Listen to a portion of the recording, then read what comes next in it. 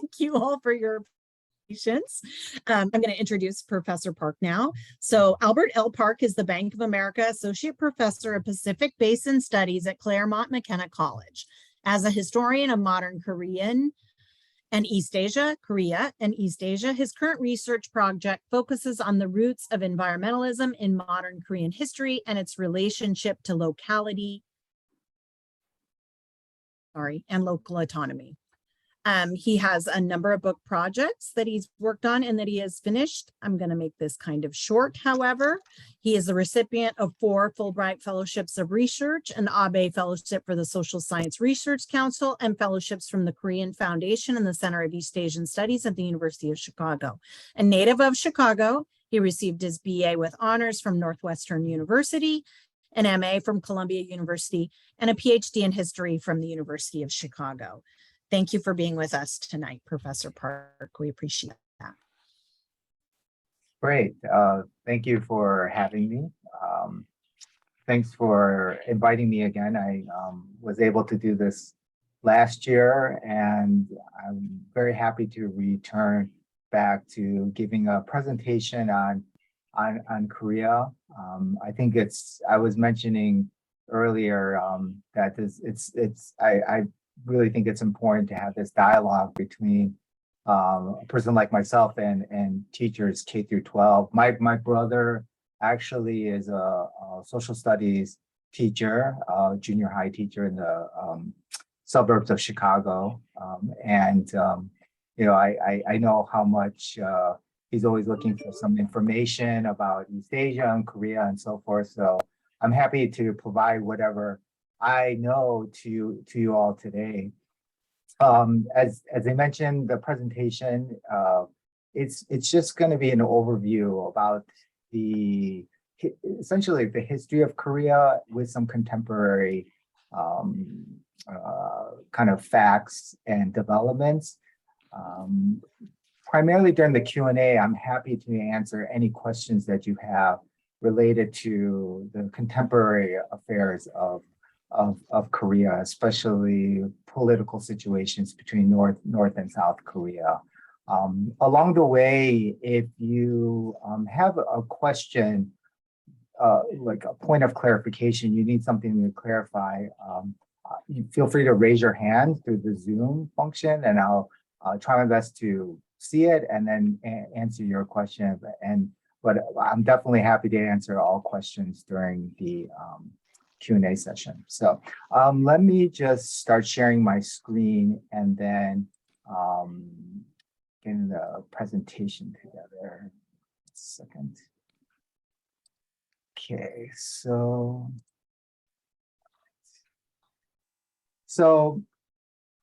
if you look at the Korean Peninsula, it's essentially a very dynamic space, and it's a dynamic space filled with a lot of events and developments, certainly during the modern period. One could say the history of the Korean Peninsula in the modern period is a history of tragedy. If you think about it very carefully, there is colonialism, division, Korean War. But alongside the tragedy, the tragic history of modern Korea, it is a history of resilience, and a history of resilience shown through South Koreans, for example, fighting against authoritarianism in the 60s, 70s, and 80s, and building a very vibrant democracy. South Koreans able to build a powerful global economic system that has such strong influences today throughout the world. And besides South Korea, if you look at North Korea, that truly is a country that you can call resilient, in the sense that it's been able to survive and maintain its independence despite so many factors kind of working against them in many ways, internally and externally. And of course, I'll be happy to talk about North Korea even more during the Q&A. Now, when you look at the Korean Peninsula in itself, and you specifically look at South Korea, I think around 99 times smaller than the United States. South Korea is around the size of Minnesota, population of 52 million people. And so it's South Korea in itself is a very, very small country. Yet despite its small kind of size, it has this very pronounced influence throughout the world. And that surely goes with North Korea too. It does have influence in the world in certain ways, not necessarily economically, but certainly politically for sure. So, so for my lecture or presentation today, I've organized it around what I would say are the 5 C's.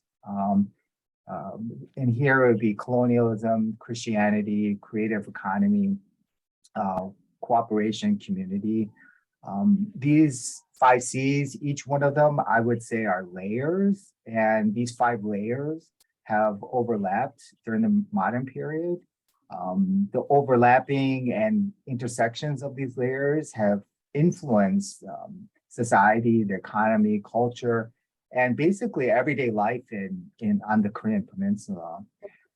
For each of the layers, so for colonialism, Christianity, so forth, I'm going to offer some historical perspectives and then explain how the history has influenced the present or the contemporary period as residual effects.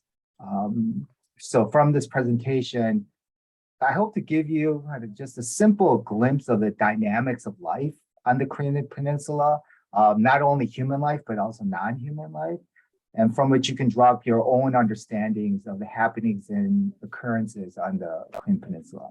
So let's move on. So before we speak about like the history of Korea, we should talk a little bit about the geographical features of the Korean Peninsula.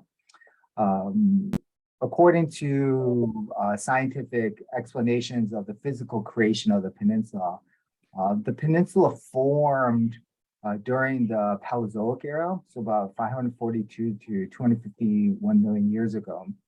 Some of the geographical features of Korea is that it's very layered and textured. In other words, one major significant part of the Korean Peninsula in terms of geography that's very pronounced is mountains. It's a very mountainous peninsula. It's about 70 to 80% of the country is covered with mountains. Mountains and alongside that rich forests. So that I'd be happy to talk about during Q&A. That in itself has really structured life in South Korea as well from the pre-modern to modern times in terms of its mountainous terrains. So the Korean Peninsula generally has 4 distinct seasons of climate. It's very dry in the north. It's very wet in the south. It's very cold in the north. It's a little bit warmer in South Korea. And if you see all the way down to the below, you'll see a little island called Jeju, which is part of South Korea. And that actually has more like a tropical weather. Very, very warm, basically below the 38th parallel. The peninsula itself is really rich in minerals, especially in the north. The one thing that should be really kind of emphasized here is that the Korean Peninsula has no oil. So the both countries are 100% dependent on imports for oil. And that comes to play a big factor in terms of geopolitics of North Korea and South Korea. It kind of helps explain why South Korea has such a strong presence in the Middle East on many levels, and how North Korea is always trying, in some ways, to obtain more and more oil, especially in light of the fact that in the 90s they lost a lot of their supply to oil with the fall of the Soviet Union. So if you look at the Korean Peninsula, and you will see that there's a lot of environmental issues on the peninsula. Generally speaking, there's very, very poor soil. It's highly acidic. There has been major deforestation in North Korea today. During the colonial period and throughout the peninsula, there was mass deforestation. And interestingly enough, it was the Japanese who planted more trees on the Korean Peninsula, which it leads to a lot of controversial debates about the value of Japanese colonialism, which again, I could talk also during the Q&A. So especially after 1945 and into the 50s and 60s, during the ages of industrial development, you've had several environmental issues, pollution of water, the rivers, and more importantly, in South Korea today, you have a major issue of poor air quality. It is very well known that the air quality in South Korea is very, very poor. And there, as you can see, the PM 2.5 level is quite high, almost to, right behind Beijing, which I think many of you know does not have great air quality. So there's a lot of reasons for the poor air conditions in South Korea. It's not just because it's all coming from China, which a lot of people like to explain in South Korea. Oh, it's because of the Chinese and the industrial development. It has, yes, there are some influences from China, but it has a lot to do with industrial development in South Korea in itself and the pollutants that are kind of created from the industrial development and the factories in South Korea. So that's a little bit about the geography of South Korea, the environment of South Korea. So let me just go directly into the first layer, and that's Japanese colonialism. Many of you may be familiar with the fact that Japanese colonialism, where Japan colonized outright Korea from 1910 to 1945. It had ended the Chosun period, which was the last monarchy of Korea. And that monarchy lasted from 1392 till 1910. It's the longest dynasty in Korean history. And when you look at Japanese colonialism generally, you see it as a force that created massive changes, which in that period of the 1910s, 20s, and 30s, Koreans called these changes modern changes. And they felt like these changes were very abrupt and disrupting their lives. Of course, one of the most significant change is the taking away of Korean sovereignty and their independence by Japan. But also because Japan introduced new economic reforms that kind of accelerated all these other changes on the Korean Peninsula. A lot of people were wondering where are all these changes leading to, and they're trying to make sense of all these changes that are happening, especially the fact that they were coming from an outside force, that is from Japan. So in other words, if you look at the colonial period, kind of one of the main questions that Koreans ask, in addition to how are we going to achieve independence, another question is, what does it mean to be a modern Korean? What does it mean to have a modern identity in Korea? And there was a lot of debate between the left and the right to define what it means to be modern Korea. What is a modern Korean? And also dealing with this question of how should we handle and overcome Japanese colonialism. So in other words, there was this real kind of challenge by all these nationalist groups from the left and right to figure out what's the relationship between the tradition and the modern, the pre-existing and the new.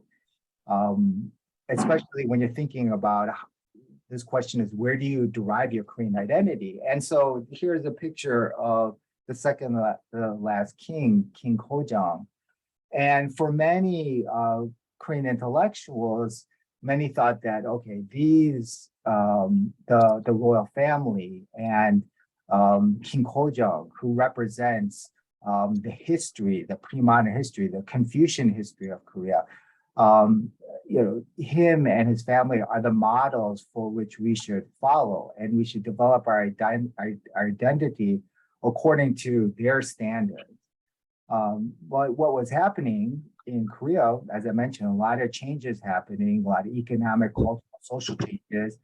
There was also kind of a drive by younger people to figure out other identities, and particularly they're drawing their identities from, Western figures, and using Western figures to kind of figure out what does it mean to be Korean. What does it mean to be something like Charlie Chaplin? In other words, act like him, perform like him, and so forth. So essentially, during this period, there was a real challenge of figuring out the Korean national identity, and of course, how do you deal with Japanese colonialism, overcoming it? Before I move on to the next layer, the couple things I do want to mention is that Japanese militarization of Korea grew quite severe after 1937. And that, of course, is due to Japan's war with China. And the Japanese, they clamped down on Korean society. And you really saw, and of course, there was brutalities prior to that, but you really did see the brutalities of colonialism from 1937 to 1935, when certain developments happened, and some of them include mass pollution of waters. And so here, this is the Chizo factory. The Chizo factory was a major factory in the northern part of Korea, and it produced nitrogen fertilizer.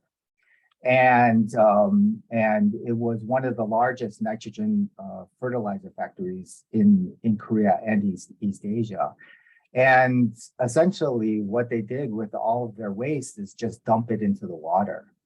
And what you saw was, and this was especially during 1937 to 1935, when they're ramping up production of nitrogen fertilizer, that ultimately also got converted into not only being used for agricultural purposes, but also to produce munitions for the war. You saw mass pollution and wildlife and sea life just dying around. So you really saw the brutality against the I guess you would say, the non-human bodies, animals, sea life, nature. But you also saw the brutality against human bodies. And I think the best case for that is the comfort women, the sexual slavery system that the Japanese state essentially had created, created it. And it was a system of sexual slavery that existed throughout mostly Southeast Asia, and of course China, where you had really young women, a lot of young Korean women, Chinese women, and later women from Southeast Asian countries. You kind of deceived at first, basically told that they were going to be recruited for some type of job outside of their country, and it was going to be a great opportunity for them. But in reality, they were shipped to these camps, these like sexually saved camps, where they serviced the soldiers. And this was clearly a form of sexual slavery. I know this is a very kind of controversial topic. It is certainly something that's controversial in terms of interpreting the origins of it.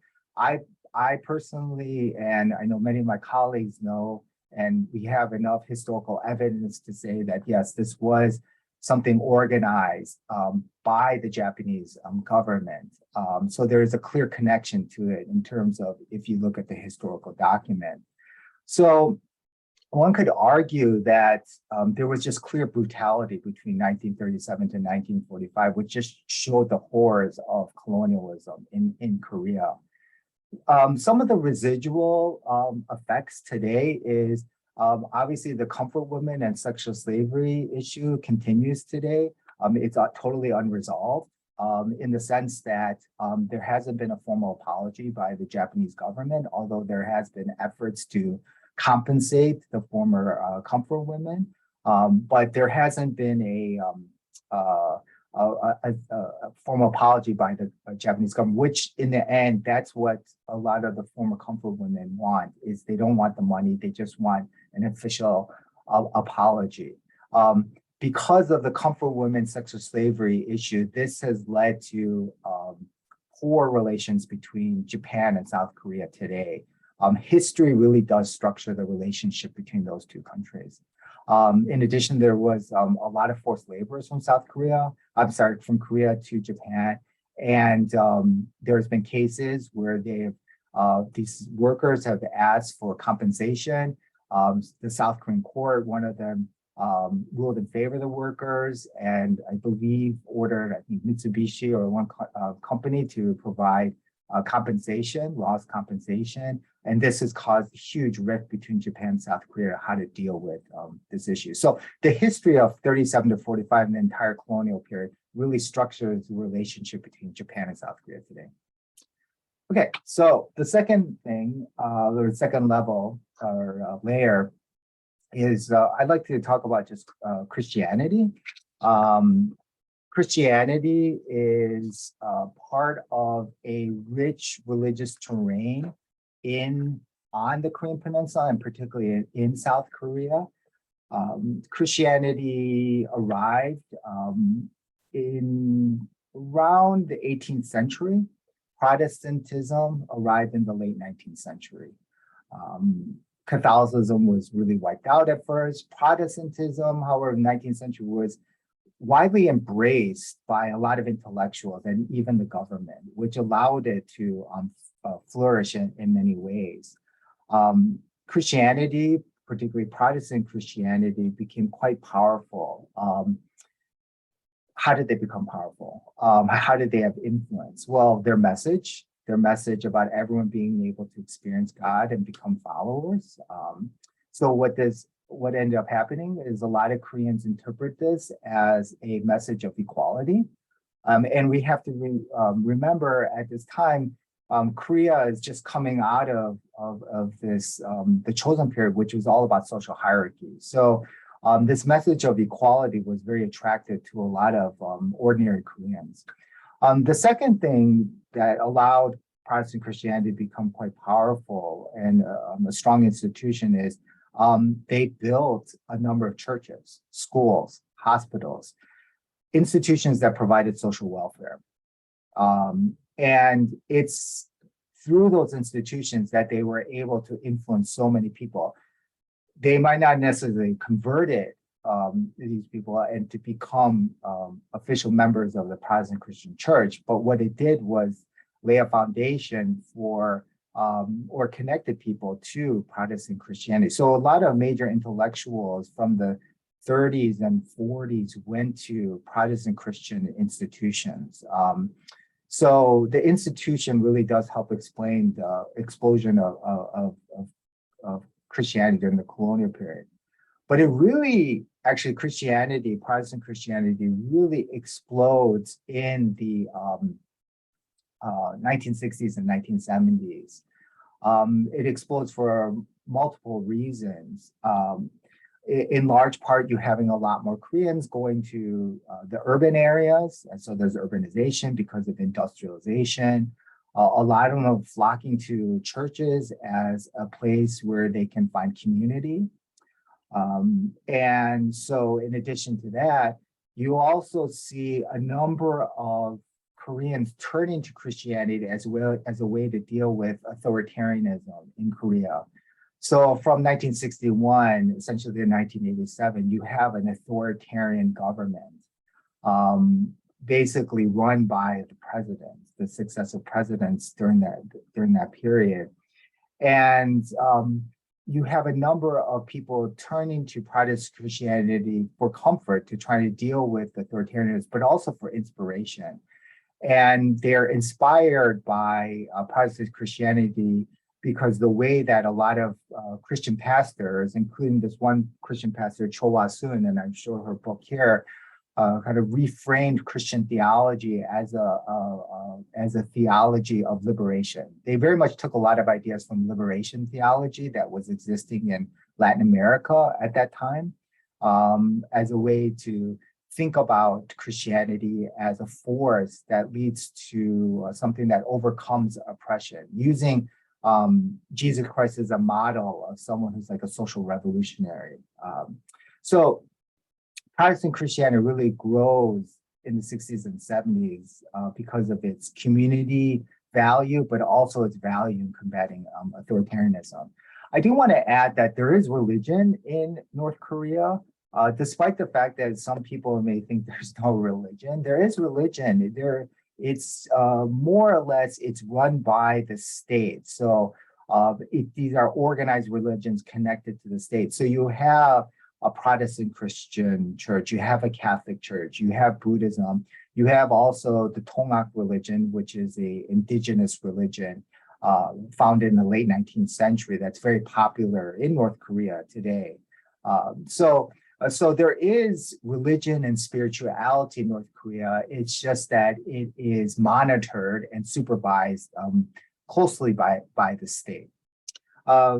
Some of the residual kind of facts that I could present here is that 30% of the population of Korea, South Korea, identifies themselves as Christian, and that would either be Catholic or a Protestant. And I want to emphasize here, the influence is not only in the numbers, but also the institutions. If you go for South Korea, first the one thing you'll notice is just the amount of churches in the country. But also, if you look at the number of institutions, social institutions, particularly institutions of higher education, a number of them are connected to Protestant Christianity or Catholicism, and even major hospitals. So like Yonsei University, which is one of the most well-known universities, it was founded by Protestant missionaries and still identifies itself as a Protestant Christian institution. So the last thing I just want to say about Christianity, they are going through some, particularly Protestant Christianity has encountered a lot of scandals with pastors abusing their power and being accused of just using their positions to accumulate wealth and power through kind of like theologies like prosperity gospel. So there's a lot of scandals happening, particularly within the Protestant church, but not the Catholic church per se. It has grown in popularity really in the last 10 years and so on. Okay, so cooperation. So this is a kind of an interesting layer that may not be typically presented in a lecture on Korean history. But I just want to emphasize this layer just because it kind of captures and shows what's really happening in South Korea. And what's really happening is there's a lot of dissatisfaction in South Korea today. A lot of dissatisfaction about the present and future course of South Korea. And in large part, that has to do with the fact that there has been since 1997, so since the Asian financial crisis, you have seen over the last 2 decades a real concentration of wealth and power by the conglomerates. And these conglomerates, you're probably very well familiar with already, are Hyundai, LG, Samsung, Lotte, Doosan. They are known as chaebols. Chaebols are just the word as conglomerates. And these conglomerates are wide and expansive. So you may know Hyundai or Hyundai simply as a car company, but if you go to South Korea, it's not only a major car company, but it's also a major credit card company. It also builds ships. It happened to be, I think, the number one shipbuilder in the world for a long time.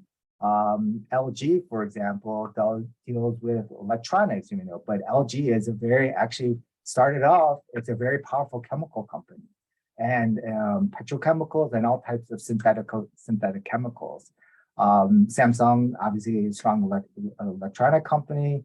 So these conglomerates have a lot of influence in South Korea because they not only kind of have these major presence through like their car companies, for example, or their credit card companies, but they also have influence in the country through what many people will call secondary manufacturers. So these secondary manufacturers, for example, would be the companies that supply parts to the Samsung electronic company to build their phones, or automobile parts to build the Hyundai car.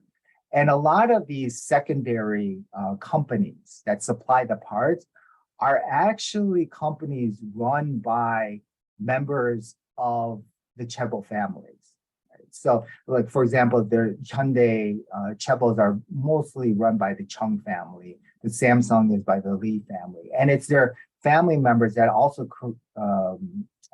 control these secondary companies that provide all these supplies. So, what you see in the South Korean economy is a kind of a setup where the members of chaebols control vast parts of the economy.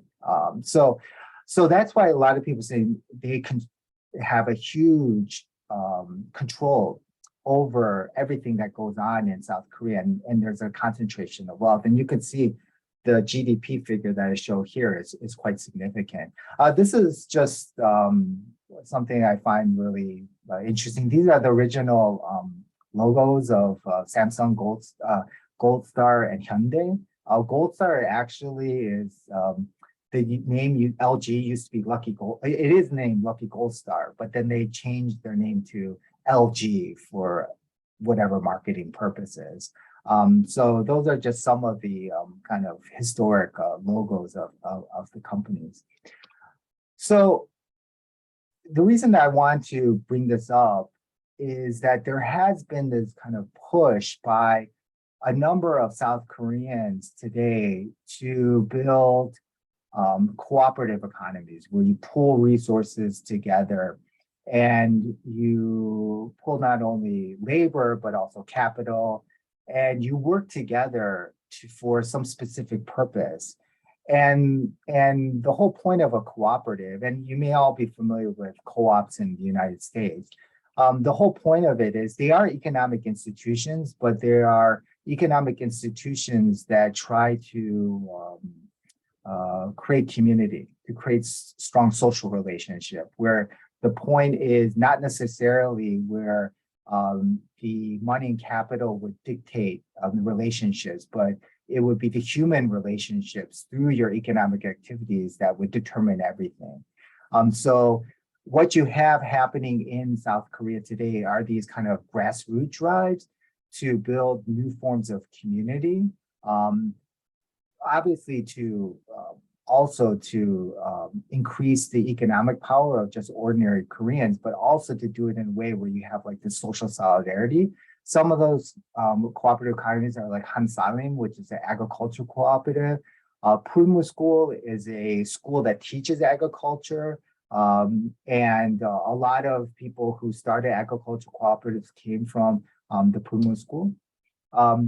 Just a side note, the interesting thing is a lot of these cooperatives got their inspiration from, of all places, Denmark. So here are actually two books on Denmark.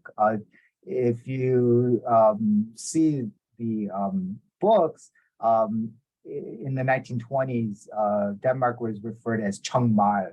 And so here, both books are saying the rural and Denmark. And Denmark was a real inspiration because they had a strong cooperative economy. I'd be happy to talk more about the connection between Denmark and Korea, which is just absolutely fascinating during Q&A. But the whole point was in Denmark, there was this idea they used cooperatives to build strong social ties.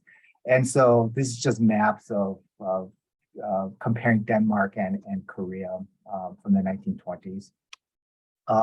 These are just some figures from the cooperative movements that you see today, who were inspired by the Denmark cooperative models.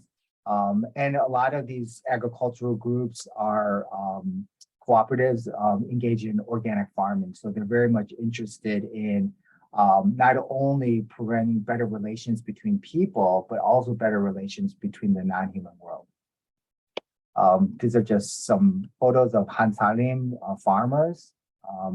It's a major cooperative that they have stores in the cities and then the farmers in the rural areas. And they have this kind of collective network of solidarity between the two.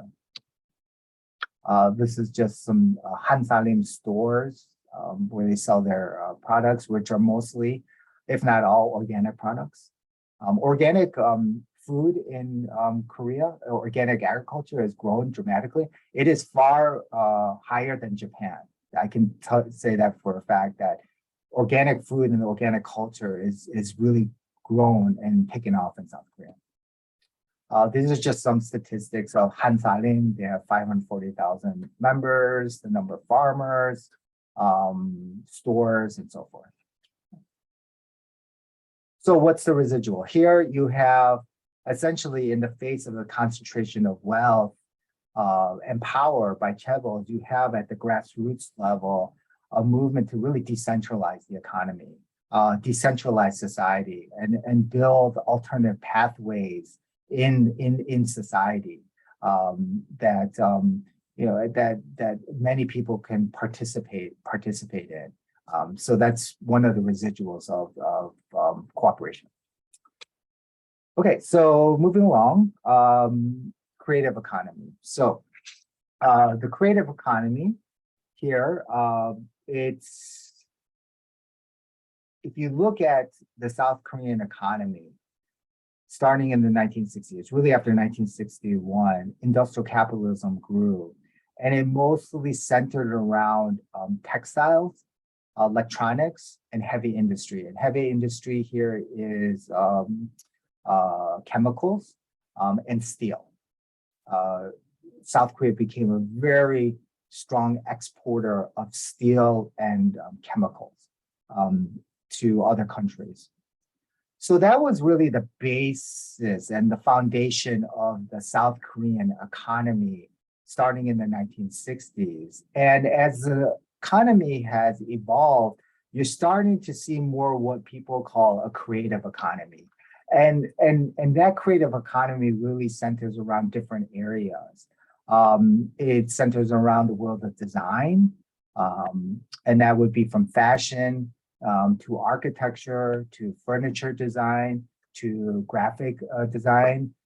These are just, the buildings are some well-known iconic modernist style buildings in South Korea today.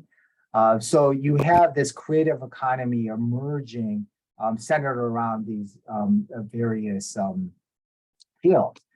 And of course, you have a creative economy centered around movies and television. And I'm pretty confident that most, if not all of you, knows maybe one or two of these television or movie titles, especially with Squid Game and winning a couple of Emmys yesterday. And so the creative economy has really expanded through what people would say are movies and television, or in other words, the K-wave. And the K-wave, of course, includes K-pop, and that includes music. And this is something I'm sure your students are really familiar with, K-pop. It's unbelievable in terms of its explosion, of course, and how it has just reached to so many people. And here you see two major groups, BTS and Blackpink. who really are just global stars now. They're just not stars in South Korea. And so what you're seeing in K-pop, and so it's not only BTS and Blackpink, there's all these other different groups who go to Southeast Asia, to Europe, to Latin America, and their music's being really absorbed and listened to. And what you're starting to see is that particularly K-pop is contributing a great deal to the GDP of South Korea. I just saw a figure, BTS alone has contributed $5 billion to the South Korean GDP. So in this creative economy, which has really grown in South Korea, there's a couple of reasons for it. I just want to quickly go over it. I mean, I like to do that because I want to show my students that K-pop didn't grow just because the music's good. I personally am ambivalent about the music, but this is a good way when you tell them that there's material reasons why K-pop exploded. It's not just because of its sound. So a couple of reasons. One, there's a lot of state support for the creative economy and for K-pop. There's a major infusion of money from the government as well as promotion by the Korean government. They work hand in hand. The movie industry, TV industry, as well as music with the Korean government in promotion globally. Vertical integration, that's essentially, so if you take the music industry, K-pop, whereas in the music industry, perhaps in the United States, it's everything's a little bit separate. You have the musician, you have a different producer, you have the different recording studios, you have different record company. You have all these different units, right, that are not necessarily, they ultimately work together, but they're not all connected to each other from the very beginning. But if you look at South Korea and its K-pop industry, everything from these bands, they all come from a single place usually. So the producer will create the band, K-pop band. They'll record within that one company, and they'll be promoted by that same company, managed by that same company, right? Financed by that same company. So this is what I mean by vertical integration. There's a lot of control that happens by a single entity with each K-pop band. And this is particularly related to K-pop. Technological innovation, I think that's clearly the case of South Korea because of all its technological innovations. You see this kind of intersection between technology and its usage in particularly Korean films and television. And the last thing is K-pop, K-wave first grew in China, Southeast Asia in the 1990s.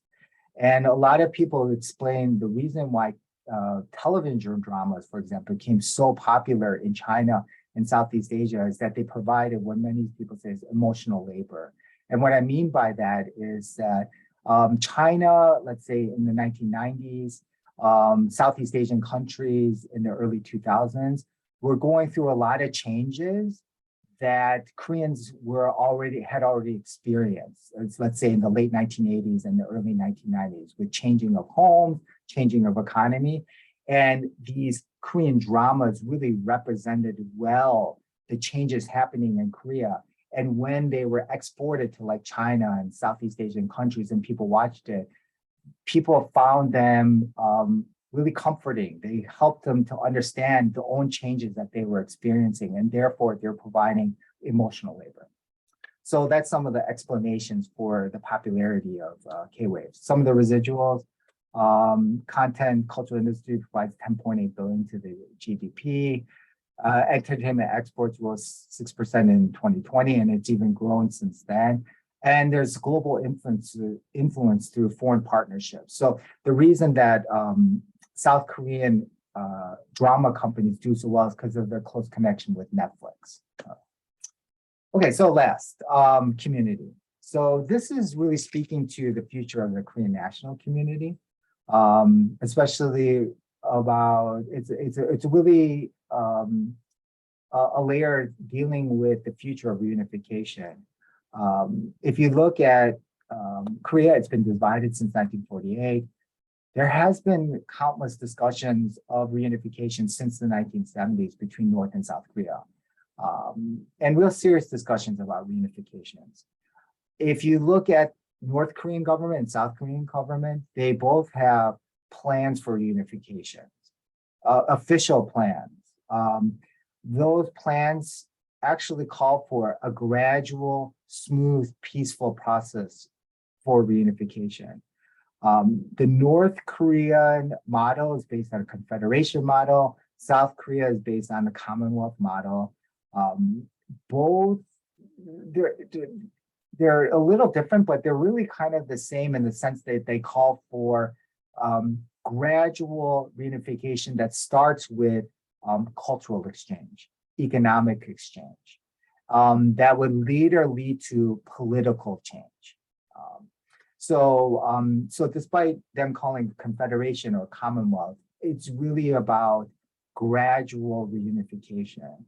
Now, when you're talking about reunification on the Korean Peninsula, it's a very complicated issue because, first of all, you have changing governments in South Korea.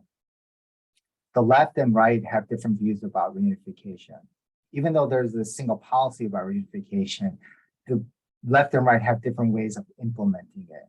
And we just saw recently a new president in South Korea who has different views from the previous president. So changing governments in South Korea, North Korea doesn't really have that issue because you don't really see a change in government. I mean, you see a different Kim ascending, but you don't necessarily have a different, totally new, different government like you do in South Korea. The other thing that complicates it is North Korea has nuclear weapons. That's just a matter of fact. The third factor is that complicates the United States. The United States really does complicate the issue because of our alliance with South Korea.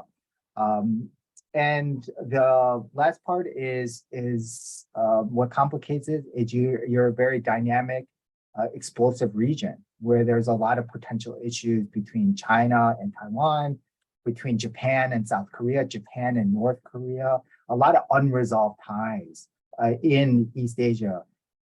It's a little different than compared to like, let's say, Western Europe. I'd be happy to talk more in detail about the differences between the left and right in terms of their pursuit of reunification, as well as the current policies of the current president, President Yoon, and of course the United States' role in reunification. The one thing I do want to just emphasize before I conclude today is that the United States has 28,000 troops on the ground. It has its own East Asian strategy. There's a mutual defense treaty with South Korea. So having troops in itself on the Korean Peninsula complicates reunification. For example, what do you do with those troops in the event of reunification? Which would, if you remove them, which would impact the influence of the United States in the East Asian region. And that would be problematic for the United States at a time when they're trying to increase its influence in the face of China. And you see that particularly with the Indo-Pacific path that the United States has pushed forward with their Asian allies. So the United States, I think, is a real key player in understanding the future of Korean unification. And again, I'd be happy to talk about that more about during Q&A. Sorry, this is just a reiteration of what I just said, kind of the roadblocks to reunification. The thing I want to say that prospects for reunification are very dim. I don't think it's going to happen anytime soon. The United States really does not have a coherent policy towards North Korea. It's really an Obama policy, which really, to be honest, did not accomplish much. So you have, especially on the U.S. side, I don't see much potential in reunification being pushed by the United States in any single way. Reunification is very touchy subject for the Chinese and the Japanese, and the Japanese are very not afraid, but they are worried about what a reunified Korea would look like.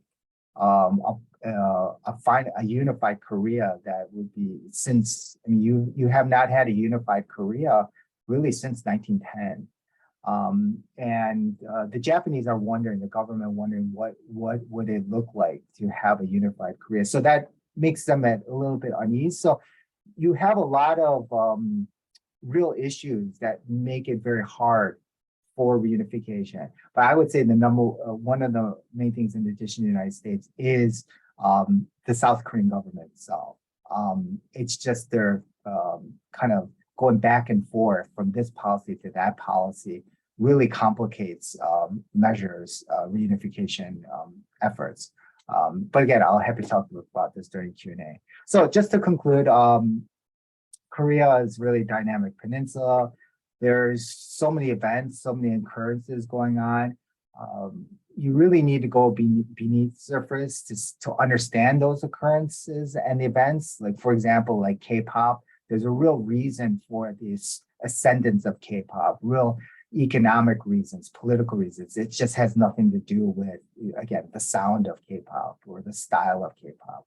So we really need to dig deep below the surface to understand what's happening on the Korean Peninsula. Again, I like to use the word ultimately to describe both North and South Korea, very resilient countries, really resilient countries, able to persevere in the face of so much hardship, so much conflict, and so much kind of danger. And that includes North Korea. Everyone had predicted North Korea after the Cold War would collapse, and it obviously hasn't collapsed. And the last thing I would just say is that what really distinguishes, I think, Korea today from the past is just its global presence. And again, that includes North Korea. North Korea does have a global presence. It does influence particularly countries in Africa.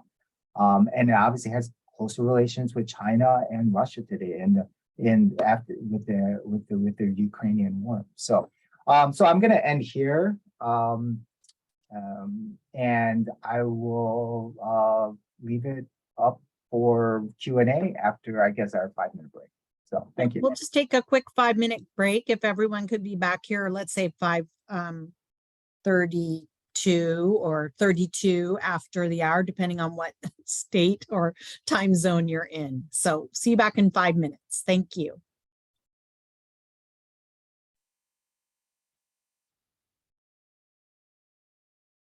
You're muted, Yurka. Sorry. Hello, I've started recording again. Professor Park, so our first question, I'm sure you've had a chance to see, just sort of following up on the very first question we got about K-pop, well, not about K-pop, but in terms of,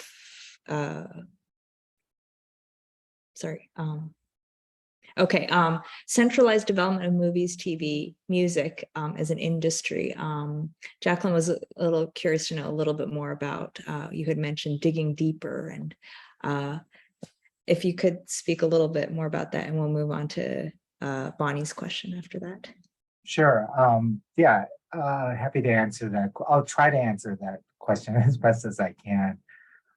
So again, what I meant digging deeper is, at least for my own experience, when I talk to my own students about the K-wave or K-pop, they really focus on the aesthetics of like a film, the style of the music, and from that they draw this conclusion, oh, that's why it's so popular. It's because of these visualities, which I would never dismiss because I think that's certainly the case. If you look at the visual effects and just the overall visuality, and then the sounds of Korean music, they are, I think, very distinct. They of course mirror a lot of global trends, but I also think that there's some distinction to it. I mean, if you look at K-pop, for example, in terms of their dance style, right? The kind of choreography of it is very distinctive, I would say. So that being said, I always think, and I emphasize to them that you have to look beyond the visualities. You have to look at what is behind the visual that even allows that visual to be produced in the first place. And so, so one, for example, is to look at, and when I talk about the centralization of production, that really does refer mostly to K-pop, to music, where you have everything done by one company or maybe one or two companies, right? Although you do see have those examples with television. And sometimes even production companies. And the one thing I would like to add is that the production companies in movie production companies are connected to some chaebol families. So one clear example of this is CJ. You may also know CJ as a major food company. They produce goods like a PB Go line, which is like Korean dumplings and all types of Korean foods. You can find them at Korean markets or even Costco. And CJ not only is a major food company, but it's also a major entertainment company. And CJ actually is connected to the Samsung family. So if you start digging deeper, you start to see that there is money is coming from different directions, particularly from the certain conglomerates, right? And it's for example, the money from, let's say, that from the CJ, for example, that allowed you to have these dynamic productions in terms of films and so forth. So that's one good. You basically want to trace the money to understand the rise of an industry, so that's what I kind of referring to, really digging deep, and that's why I always encourage my students to do is, look beyond the visualities, look beyond styles, right, which are important, but they coexist with real material influences that allow for productions to be very popular throughout the world. And then lastly, this connection to the South Korean government is very strong. The South Korea does actively try to promote it because it's part of their creative economy agenda, right? This is one way of expanding their industrial base. Can I just piggyback on this quickly? Mhm. Can you tell us, I mean, I understand all that certainly it's political and there's money and all that. And it's not just a group that people love or whatever, Yeah. but why K-pop opposed to J-pop and the Japan cool, all that, a lot of those same factors figure into J-pop as well. Yeah. I mean, I understand why not C-pop, but Right. why not J-pop opposed to K-pop? That's a good question. I don't think I have the exact reasons for that, just because that my familiarity with J-pop is not so great. Not your field. I think, well, so I guess if I would theorize it is,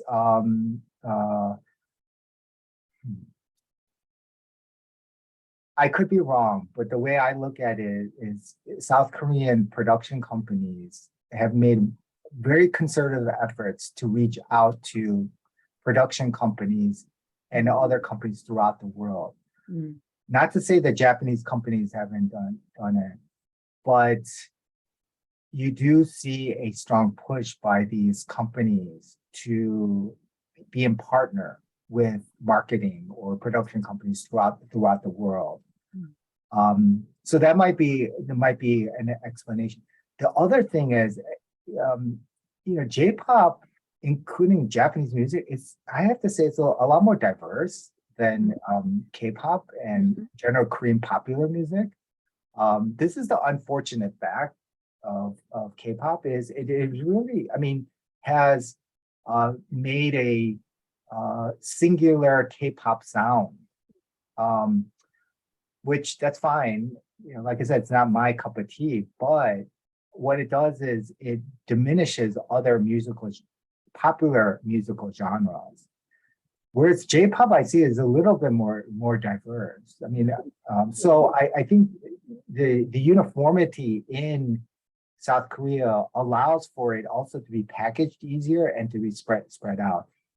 And again, it could be also the use of technology. You know, like BTS and those companies are quite savvy in the way that they have reached out through social media. They're creating their army or all these other musical groups.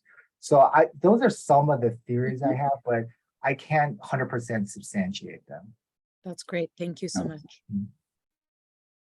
Thank you, Professor Park. I'll move on to the next question posed by Brenda.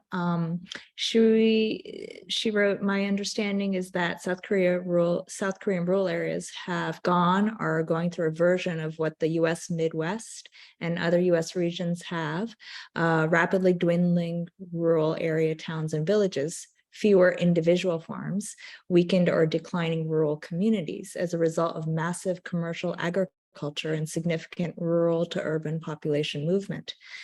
She's asking, is that observation correct or is it too generalized? No, I think it's, I mean, not that it's not correct. It's absolutely correct.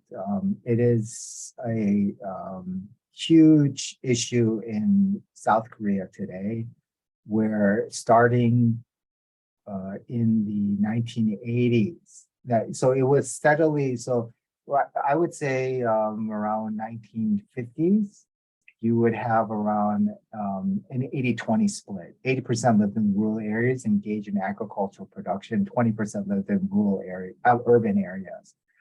With the industrialization happening in the urban centers and therefore urbanization, that number starts to change starting in the 60s, 70s. And by the 80s, you're going to see a majority of people are living in the urban areas, and that number just increases, and it's steadily increasing.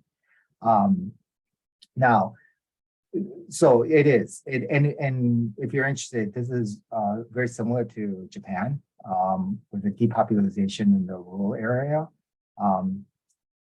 Now, just really quick, some people wondering, well, then where did they get their food? Because obviously you need agriculture production. In this case, you can explain it by the South Korean government in the 1990s aggressively pursued free trade agreements with various countries throughout the world.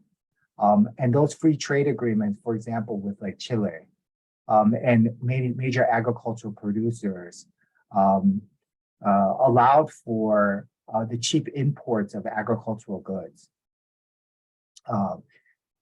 In return, those countries gave preferential treatment towards major industrial products by like Hyundai, Samsung, and LG. So the South Korean government basically sacrificed the rule for urban industrial interests. So it's not really so in terms of food security, it's not an issue to the South Korean government. However, the South Korean government does pay attention to it because there are people who are still living there, and you see a elderly population. And how can you help them? So there are efforts to try to repopulate the rural areas, and you do see a lot of not a lot, but a certain urban youth and 20-year-olds trying to return and start to farm again. So you see those various efforts, but these efforts will never reverse this trend of depopulation of the rural, and it will only increase. As long as you can get cheap food abroad, there's no reason in the eyes of South Korean government to repopulate the rural areas. Thank you. Our next question from Ali, asking if you could speak a little bit more about the quality of life for average North Koreans. How much is actually known about this? And if reunification prospects are dim, is there any hope for change within North Korea? Sure, happy to answer that. So it's hard to say about the overall quality of life for average North Koreans, in large part because kind of the lack of information that we can have about it, about the general population. I think it's true when they said there is some disparity between, let's say, Pyongyang and some rural areas. And that's because in Pyongyang, which is the capital, you do have basically elites living there, and it's the model city of North Korea. So there's a lot of effort to make sure that it's very vibrant. So there's more resources made available for people there.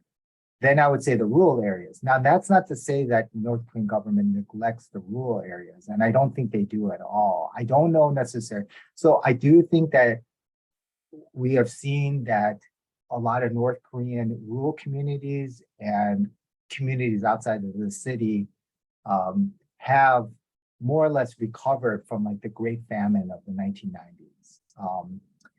Food production has increased. And in a large part that's due to the efforts of organizations like the Red Cross and other NGOs. And if you are interested, you can go on YouTube. If you put like DPRK, Red Cross, you can find a couple of videos, and feel free to shoot me an email and I can direct you to the videos that do show these efforts to rebuild rural communities and to rebuild people's livelihoods since the 1990s. And I've talked to these Red Cross workers. They mostly come from Switzerland, Sweden, and they've lived and worked there. And the North Korean government has been very open to them helping them. So I can't give you actual statistics about like calorie count and energy count, which I think would be very fascinating. I will just say that, one, we do have to remember there's a disparity between Pyongyang and others. Two, there has been a recovery. I don't know how COVID has hit the country. I mean, that's really hard to say because it's just, they don't release the information. They say that they fully recovered, but it's hard to really validate that information. In terms of prospects for unifications, hope for change within DPRK. Yeah, I mean, if you look at North Korea very carefully and look and read what they're doing, you are seeing changes, right? And it's not these major ruptures, but these are these gradual changes. For example, their economy. They have liberalized their economy from a socialist to more capitalist economy. They're not a capitalist economy. They don't have a free market, but they have implemented free market reforms, like allowing people to have, for example, garden patches where they can sell their food on an open market, like at a farmer's market. And you have these markets where people can sell whatever they make or produce, right? So you have those activities. So you see little economic changes. You see cultural changes as well in terms of interactions between North Korean cultural leaders and outside, as well as, we've seen many times where, U.S. cultural institutions have gone to North Korea. So there's cultural activities. So economic, cultural, there's all these types of what we would call changes, not dramatic, gradual changes. The one thing that I think you may be referring to is political, right? I mean, there isn't a significant political change. It's still the Kim family that has ruled. It is different styles of ruling. One could say there's some of the changes. And I would, yes, perhaps that's the key question. do we need internal political changes for actually to have reunification? I don't know. I mean, one could argue, yes, you do. And those political changes might become due to maybe eventually the changing economic changes and other things that happen internally in North Korea. So I would just kind of say that there are changes happening in North Korea. And it's up to you to evaluate how you want to evaluate, whether they're negative or positive, but there are changes happening. Professor Park, if it's okay, if I could piggyback on that question, would you be able to speak a little bit about President Biden and how he's thinking of approaching North Korea, the situation in North Korea, testing of their missiles, and Sure. So it's really nothing I mean, this is, yeah, the way I view it, it's not terribly different than the Obama administration that had the strategic patience with North Korea. And strategic patience to what? Its collapse? I don't know. Because if you are thinking about collapse, the one thing that I don't put 100% on anything, but it's very hard to predict that North Korea collapse like overnight. I mean, this has been a narrative since 1990s about North Korea collapsing. It's a very resilient country. It really is. And because of its power political structure, it allows it to maintain its control that allows for this independent sovereignty. And especially if they have nuclear weapons, which they do, and they're continuing to process uranium or plutonium, then it's they're major powers so you can't really necessarily force them to collapse, right? Which would lead to disaster. So, I mean, to your question, I don't think Biden has really I don't think has really done anything significantly different. I mean, I don't think he's going to meet Kim Jong-un like Donald Trump. Yes, I mean, I'll be honest. Yeah, I don't support Donald Trump. I don't like Donald Trump. Not part of politics, but I will say with Korea, that was quite significant that he met Kim Jong-un. It was quite significant that he wanted to. Now, there's reasons why he did it, but I don't necessarily care about that. That he did it was very interesting, and it brought some type of breakthrough. At least you can have some type of dialogue, but it hasn't led to any. And certainly, the Biden administration doesn't want to replicate Trump's foreign policy towards North Korea, and I don't blame them at all. So I don't know. I really don't know. I mean, I'm not a policy expert in the sense, but as a historian, I can just say that nothing has really changed with North Korea, and which is really unfortunate and kind of dangerous because you're just allowing them to become more powerful as a nuclear power. So, thank you for answering my a quick question there. I'll go back to the questions in the chat from Christopher. He wanted to know a little bit more about the appeal and the emotional labor. Might examples include pollution and impacts on community of industrialization, economic immigration, economic uncertainty? Christopher, if you wanted to chime in and clarify a little more, please do. Hi, thank you, Dr. Park. I just wanted to hear a little bit more about kind of what specifically the kind of similarities, and is there an arc that China was going through it after South Korea had already gone through that, and what those specific things were? And I was in some ways looking to share this with my students in what are similarities that we have gone through as well in that. And so you've touched on the depopulation of the rural areas. Is that are we seeing parallels in all three places? Yeah, so thanks for the question. And I mean, of course, anyone on the Zoom session, if you'd like to follow up or ask me questions, you could just email me and I'm happy to try to provide you more information and directions of where you can find your answers if I'm unable to answer them. In terms of your question about emotional labor, um, so I'll give like a concrete example. So people who study K-drama, for example, if you look at the K-dramas of the 1990s, late 1990s, um, there was a lot of turbulence happening in Korea because of the Asian financial crisis. But more importantly, the economy was dramatically changing.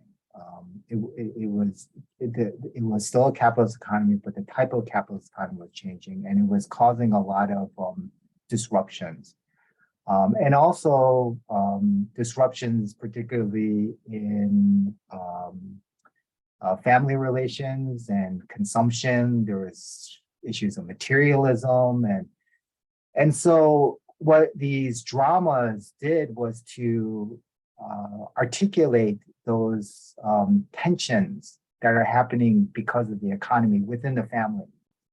And because the South Korean family is really centered still around Confucian ideals, right? About respect, honor to your elders, also patriarchy. I mean, despite South Korea being a very advanced country, it is still quite patriarchal. So what these dramas did was to kind of negotiate, kind of help people negotiate. How do you deal with all of these external changes happening that are impacting the Confucian family? So, for example, how do you deal with the housewife who wants to work now, right? And who wants to be outside of the home, right? Because under Confucian values, the woman should be the caretaker of the family. So these got articulated pretty well in dramas. I can't tell you exactly which drama is from the 1990s, but if you look at it, they do. And if you look at the 1990s happening in China, that was so 1979, that starts massive industrial capitalist developments in China, right? Deng Xiaoping changes the industrial base. And then when you get to the 1990s, right, it's continuing, but you're also seeing now the consumption habits of Chinese people changing. You see, right, various types of influences. And because the Chinese family is also centered around Confucianism, right? Apparently a lot of Chinese people, when they watch this, what the Koreans, what they're dealing with, that makes a lot of sense. It can help me deal with what I'm dealing. And this is the same thing happening with like even other Asian societies. I don't know necessarily with, so in terms of environmental disaster, there was major environmental issues in South Korea because of industrialization, particularly pollution of major waters, chemical poisoning at factories due to industrialization. Those weren't like the chief subjects of dramas, but you did see particularly dramas dealing with like labor issues, factory issues, poor wages, right? And again, so this becomes something that could be very attractive to some Chinese factory workers in the 1990s, right? Now, also South Korean dramas dealt with authoritarianism.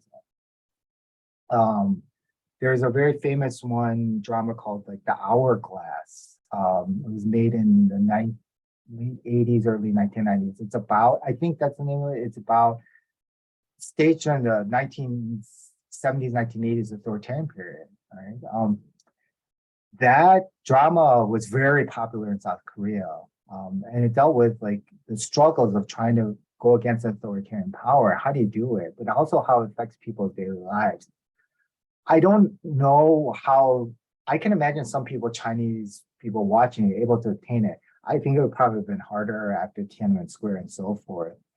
Still, one can imagine you draw from that some type of emotional labor, dealing with your own authoritarian tendencies and power of in China. So I think you have, that's what I mean by emotional labor and concrete examples between, let's say, Korea and China and other Asian countries. And that would include, of course, like dealing with the environmental issues. But the one thing, dramas don't really, they don't emphasize environment. I don't think environment really, like disasters. I mean, disaster itself, like it's not a chief feature of the dramas. Urbanization, yes, that's another thing. The drama, I think that is covered well in drama, especially during the 80s and 90s. And that's easily something that can be, I think, picked up by people in China, Southeast Asia, especially during the 80s when Southeast Asian countries were going through rapid industrialization and urbanization. So Korean dramas, I think, articulated feelings, and from that, people really connected to them. So the subjects really helped them to, like I said, perform some type of emotional labor to deal with all their everyday struggles of what one could say like modernization, rapid modernization. It's just not modernization, it's a rapid modernization. Because if you really think about East Asia and Asia, those countries rapidly modernized in a compressed period of time. And it's very, very destabilizing for many people. Exhilarating, but also very destabilizing. So the dramas do a good job of doing that. Thank So you I'd be happy to, yeah, sorry, go ahead. No, I just thank you so much. That was a really wonderful answer. Gave me a lot to think about. Great. Thank you. I'll move on to the next question. Christopher asking, is there a clear left and right in South Korea? Does it have a similar dynamic of confrontation and enemies as we do in the US? So yeah, I think there is a clear left and right. Let's just take it on certain levels, like economically. One can characterize difference about from the left and right is the role of government in economic reforms, right, and social welfare, right. Left and right in South Korea both believe that government should be involved. Like, there's no doubt about it. I mean, one cannot underestimate the power of the South Korean state in everything. So you can't ignore it. However, there is more emphasis, I think, in the right about individuals taking their own responsibility for like social issues or social welfare, which I think is very common within conservative areas on the right in the United States. The left in South Korea calls for more government intervention, so more support from the government, and the government taking a driving force, which I think you see elements, of course, in the Democratic Party here in the United States. So economically, there are distinctions, although both really agree that the state, it shouldn't be extinguished. It's a necessary component of the economy. Culturally speaking, yes, there is a distinction. I mean, let's just take on cultural issues. So let's with like the LGBTQ community. So the right in South Korea is very much influenced by the Christian right. Very strong, they're a very strong force.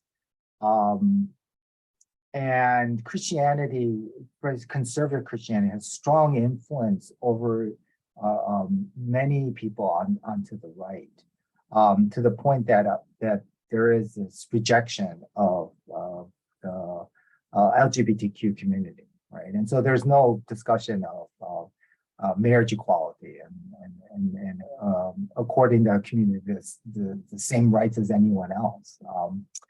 the left, you do see more progressive voices talking about equality in terms of marriage for the LGBTQ community.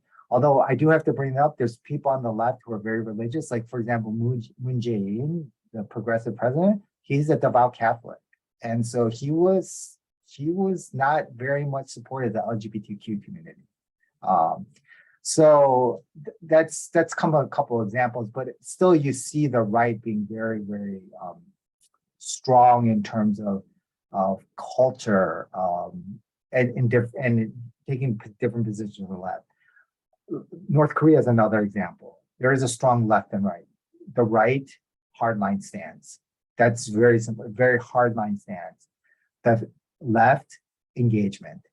And that's what you see with every administration. Yoon is a little different. He's trying to engage North Korea in some ways, like getting incentives, but he doesn't necessarily right now have the kind of rhetoric of the right, that strong rhetoric that previous president, but he doesn't believe in full engagement. Like, for example, like Moon Jae-in or Kim Dae-jung or No Moon-hyun, these past left progressive presidents who the Sunshine Policy is a policy by Kim Dae-jung for active cultural economic engagement in North Korea. And to do that without really conditions, just providing support.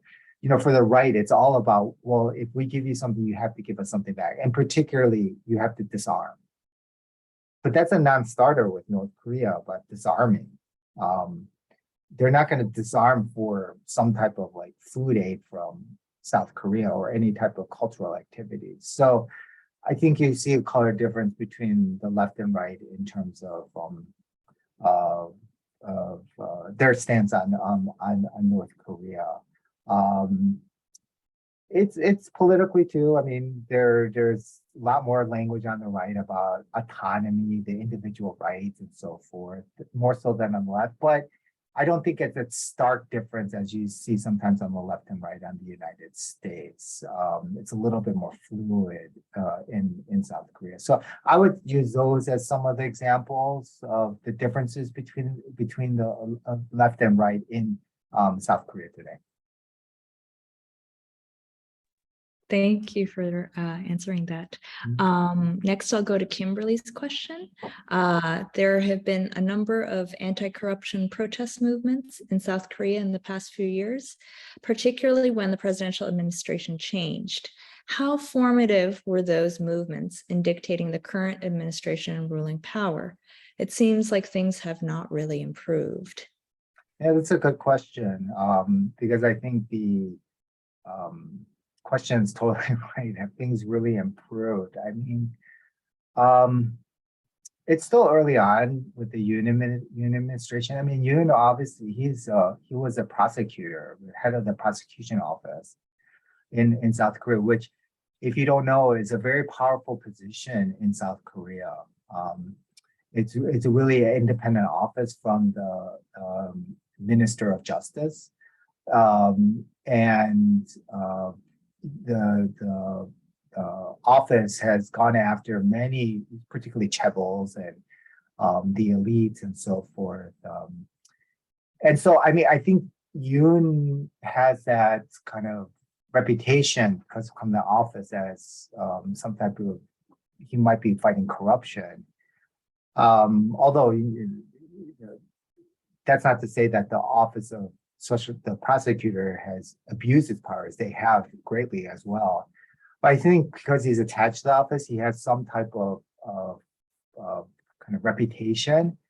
I haven't seen them necessarily what new policies he's implemented, but my guess is based on the previous policies, there has been various policies by Moon and even Lee Myung-bak, even Park Geun-hye, the past presidents.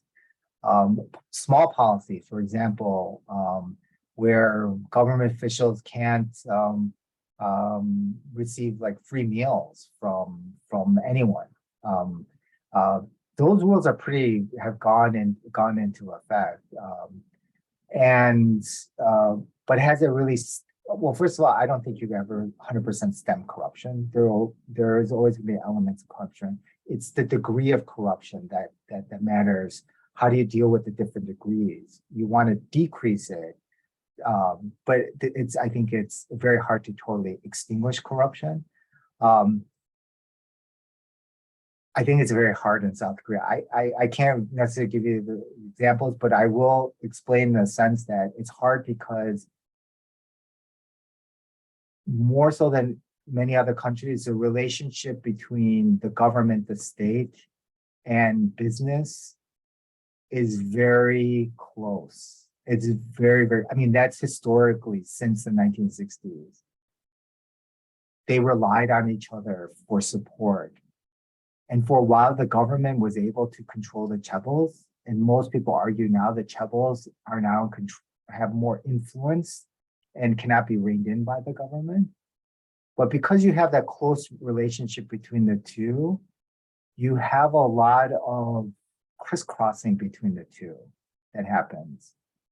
And again, I can't give you a particularly concrete example right now, but it's because of that format that's set up that enables a lot of kind of, I think, shady dealings in South Korea today. Especially, I think real estate's a huge thing where you've seen many instances where real estate offices, it happened under Moon's administration, where the head of some real estate authority, which supposed to provide public housing, like they actually invested in some land and we're going to profit from that. And so there's this close business political relationship that just makes it so hard to decrease the degree of corruption.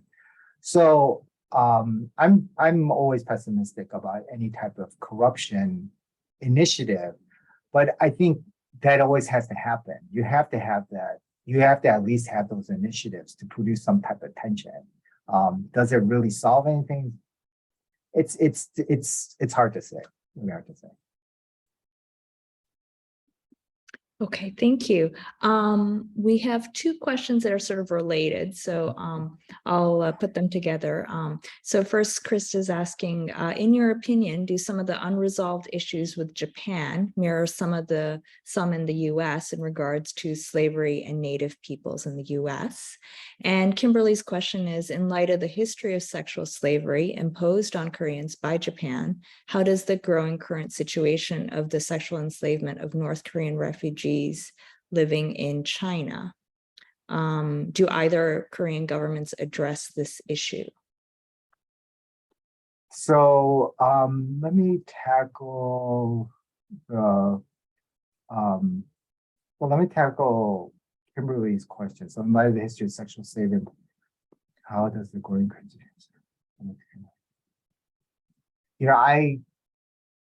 To be honest, I don't know. I can't really talk about that. I know of the situation.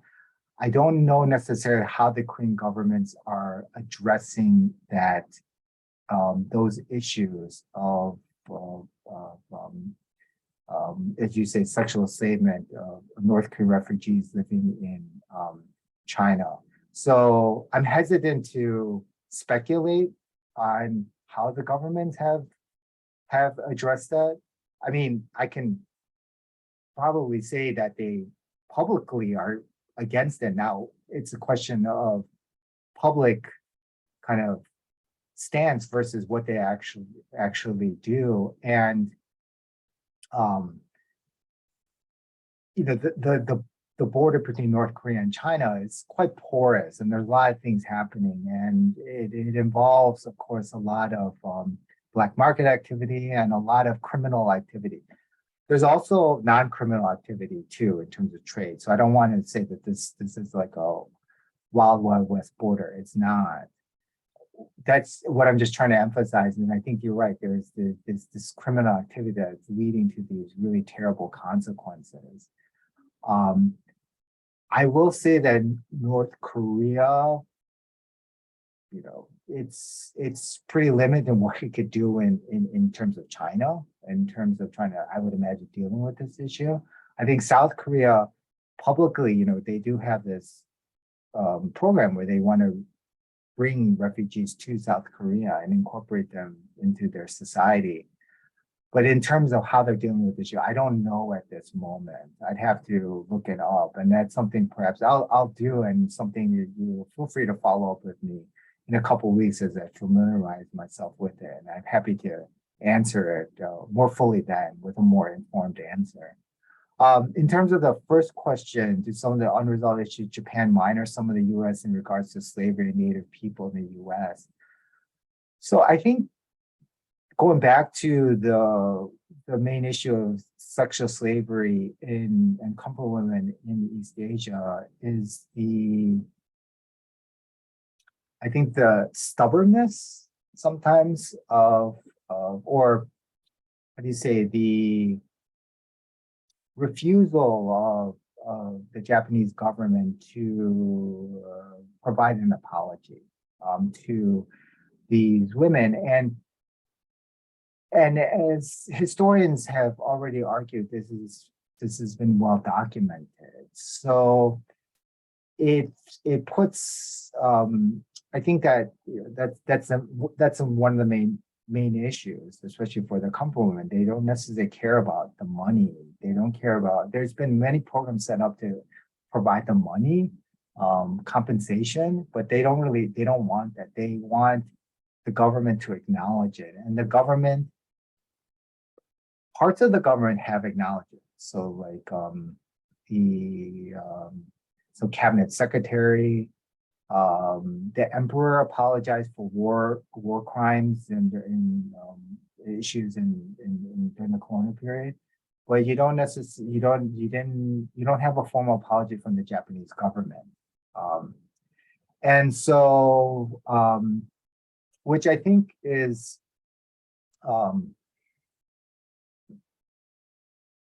which is I think the number one issue now.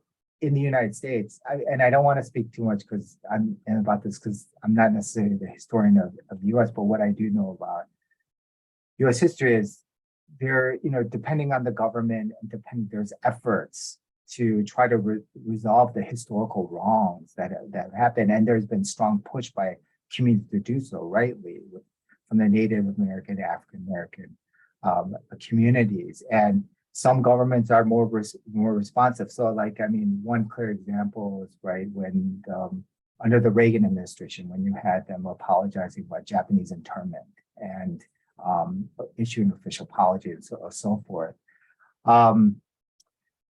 There's I want to say more in the United States, there's more of I don't think it's perfect. I don't think it's great, but there's at least there's this consideration by governments to address the wrongs. The Japanese government, it's a little bit more challenging, especially issuing that public apology. And I think that's the main difference, is maybe the degree of the government trying to do so. So, Christy, I saw your hand.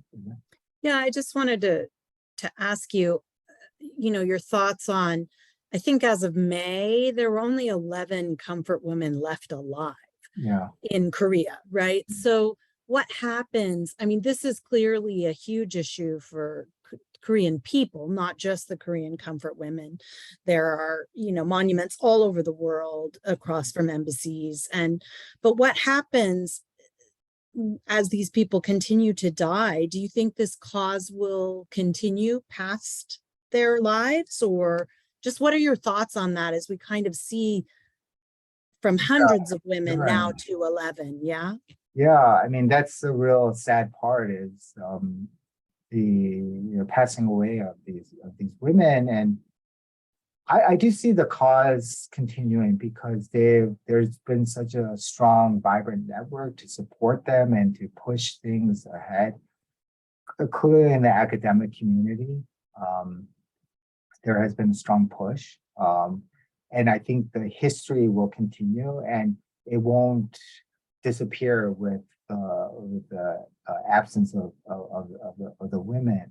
So I'm confident that this will continue because the historical memory is so strong. And it's something that, I mean, a lot of people outside of Korea are very invested in. I have to say, a lot of people, a good number of people in Japan are invested in as well. I mean, this is something that we, quick to judge just because the government has not issued a policy doesn't mean there's no remorse or by Japanese public and people. And, I think that's wrong. There is a lot of, they feel like there has been a wrong, right? And there needs to be apology. But again, like any political situation here or anywhere in Japan, it's very complicated now about how do you issue an apology, especially with certain influences in the Japanese government that doesn't necessarily want to do that, right? And so with Japan, Korea, there's a lot of people who will keep the memory alive, and I'm confident they will continue to do so. And I think that's very important. Thank you for your nuanced answer. We have another question from Brenda, and we're getting close to the end here. Among South Koreans in general, how much attention or active concern do you feel they have regarding reunification? Do they think about it constantly or on a day-to-day basis, or is it fairly irrelevant to their lives? I think it depends on the generation you speak to.